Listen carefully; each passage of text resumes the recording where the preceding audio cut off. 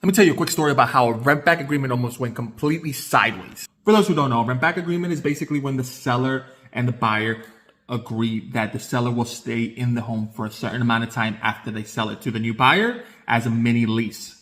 And in this particular case, on the final day of this mini lease, the buyer shows up for the walkthrough. My client isn't fully out of the home, but he still has time, right? He still has several hours. But let's just say the new buyer wasn't particularly happy with the condition the home was in. Again, my guy wasn't out, but they were there and they were not particularly happy with the condition of the home. And all I heard when I got the call from my client was yelling and screaming from both parties at each other's necks about X, Y, and Z. And after the call, I had to talk my client into just, relax, finish up what you're doing and leave, because they do have a $1,500 deposit. And he was it's just $1,500 is what he was telling you. Just leave it and walk away, right? Which would have been terrible for everyone. I talked him off the ledge. He ended up doing what he had to do. He walked away.